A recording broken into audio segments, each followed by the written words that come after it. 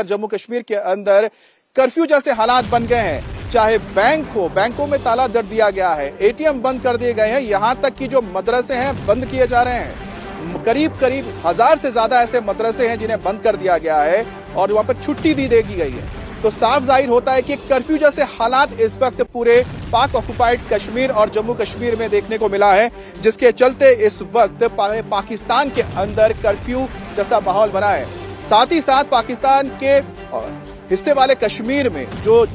झेलम इलाका पड़ता है और साथ ही साथ इसके आसपास के इलाके में एक एडवाइजरी जारी की गई है स्थानीय प्रशासन की ओर से। कहा गया है कि कोई भी अपने शादी हो या कोई दूसरे समारोह, उसमें लाउड स्पीकर का इस्तेमाल नहीं होगा, कोई लाउड स्पीकर इस्तेमाल नहीं करेगा, किसी भी तरह के गाने नहीं बजाए जाएंगे और साथ ही साथ पटाखे भी नहीं छोड़े जाएंगे, कोई भी आतिशबाजी नहीं की जा सकती है। तो आप सोचिए कि जो सिविलियंस है उनके हाथ में हथियार दिए जा रहे हैं और साथ ही साथ पाकिस्तान की ओर से एडवाइजरी क्या जारी हो रही है कि सारे बैंक पाक ऑक्युपाइड कश्मीर में बंद हो रहे हैं, वहां पर एटीएम बंद कर दिए जा रहे हैं, 1000 के करीब मदरसे बंद कर दिए गए हैं, छुट्टी दे दी गई है और साथ ही साथ इस सर्दी इलाके में ना लाउड स्पीकर कर सकते हैं और ना ही आप आतिशबाजी कर सकते हैं।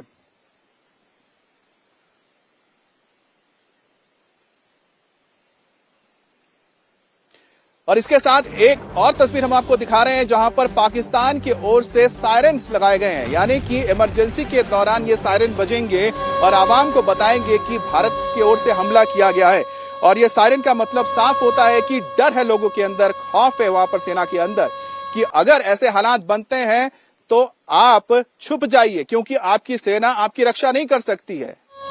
लेकिन जिस तरह से इस वक्त पाकिस्तान के अंदर सायरन को लगाना,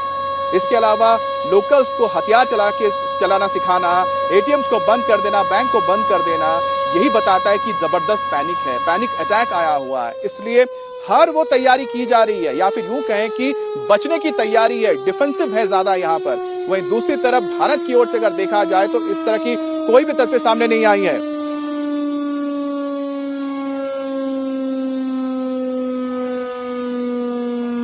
और इस बीच भारत के हमले और भारत के एक्शन से आसिम मुनीर इतना डरा हुआ है कि उसने फिर से अपनी चुप्पी तोड़ी है। और अपनी चुप्पी तोड़ते हुए आसिम मुनीर ने एक बार फिर से कोशिश की है कि ना सिर्फ देश का बल्कि अपनी सेना का भी वो मनोबल बढ़ाए। इसी वजह से कई दिनों तक छुप के रहने के बाद वो निकलकर सामने आए। पहले दिन तो वो नजर आए थे एक्सरसाइज में, हैमर स्ट्राइक में नजर आए। उसके बाद उनका एक और बयान इस वक्त सामने आया है।